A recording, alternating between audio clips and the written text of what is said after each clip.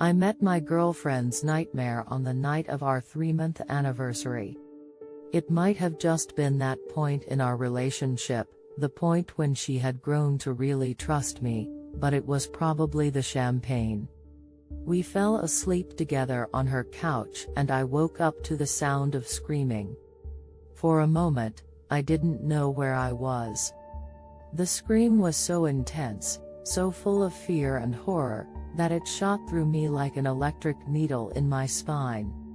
I leapt over the back of Kaylee's couch and I was standing ready for a fight when I realized that it was Kaylee screaming.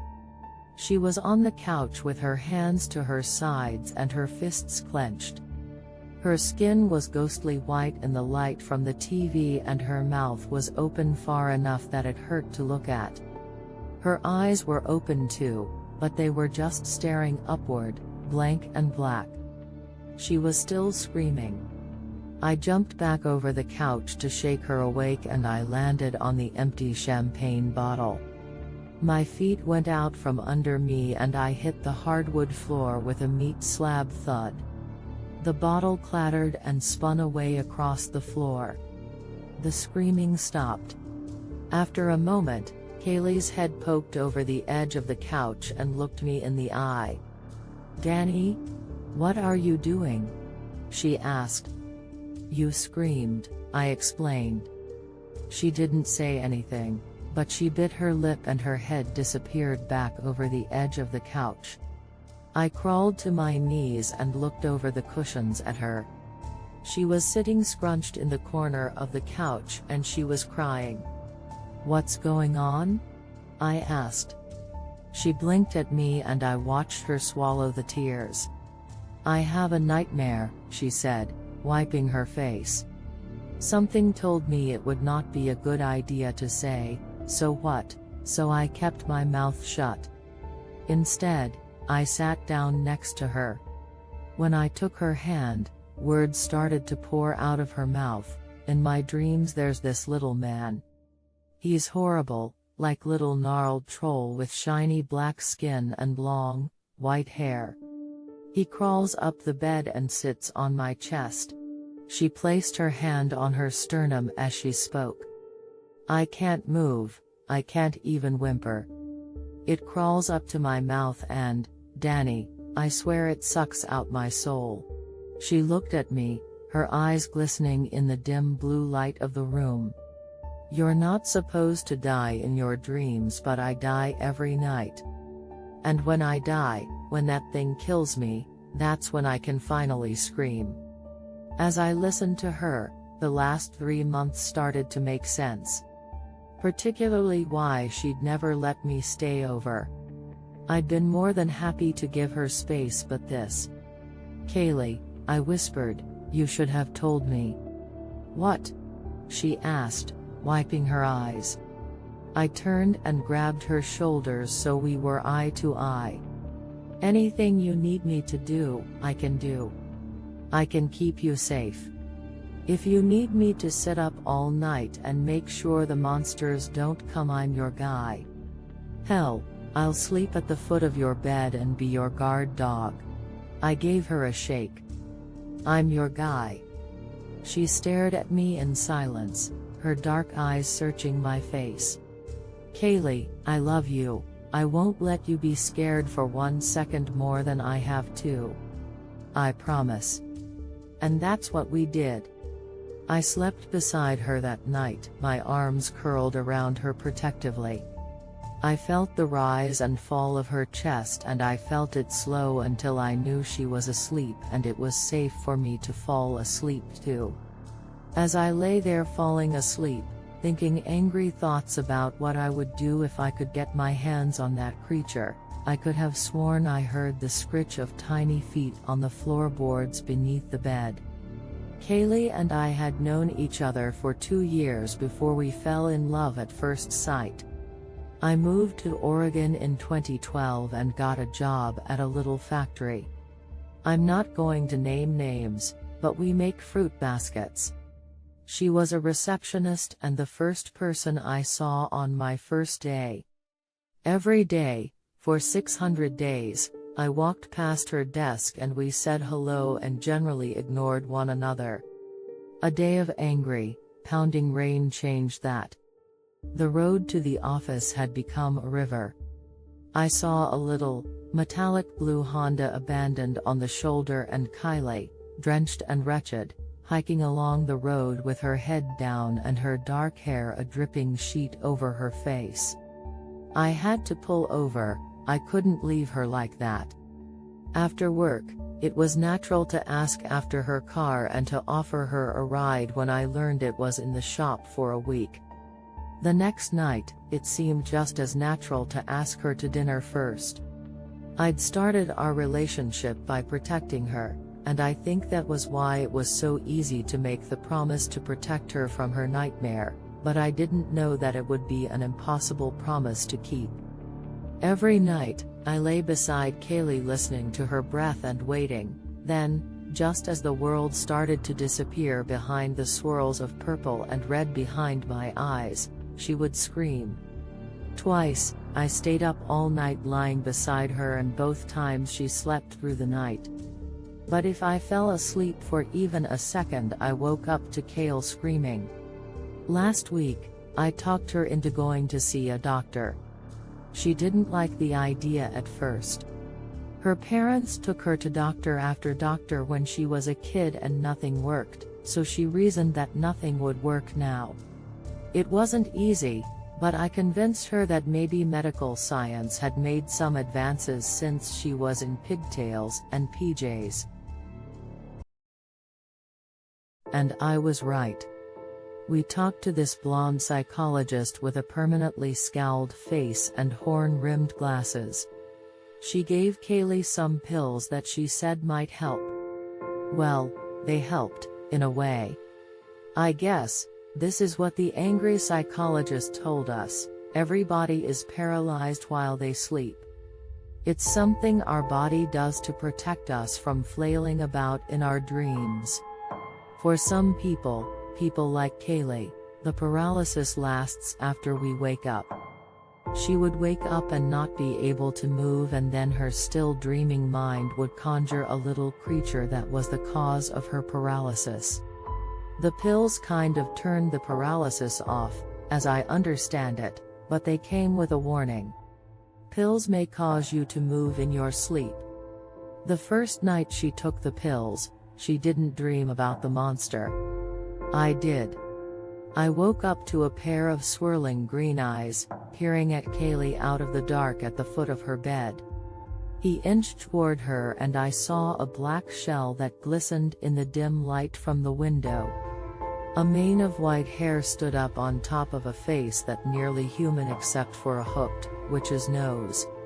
He reached out with a tiny hand and a clawed finger and touched Kaylee's foot.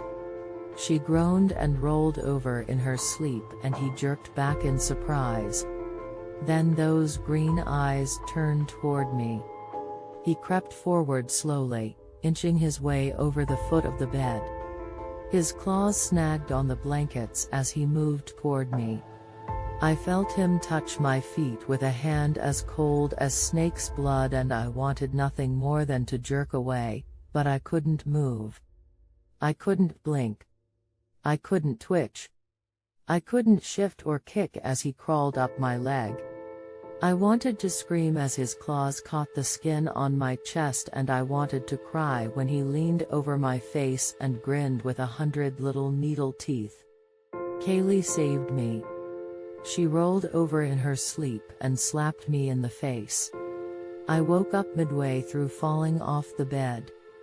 All the blankets came with me and I fell in a tangled pile. I stayed still for a moment, remembering the dream, until Kaylee's head appeared over the edge of the bed. "What happened?" she asked. "You thwacked me," I told her, feeling the side of my face. It hadn't just been a light tap.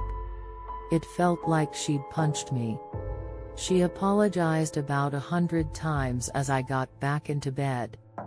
I told her it was okay, but I was distracted. A pair of green lights that faded into the shadows almost as soon as I saw them. The next morning, Kaylee and I had a fight on the way to work. "You don't think I've tried to get help before?" she demanded. I swerved around a little white sedan and pulled into the fast lane. The ancient, blue Chevy I drive doesn't have much on maneuverability, but it's imposing and people usually get out of my way. "I don't know, you won't talk about it," I said back, a little louder than was strictly necessary. "But I do know that you don't quit therapy after one session." "Fine," Kaylee yelled, much louder than me. "You want to know? You want to know how my screaming in the middle of the night would wake up my parents? How I slept with a nightlight until college? You want to know how my parents took me to the doctor and the doctor accused my dad of abusing me? That the doctor blamed it all on stress and the only way a little kid could be stressed out was if my dad was. I've had night terrors for a long time, Danny. I dream about a little creature that sits on my chest and sucks out my life.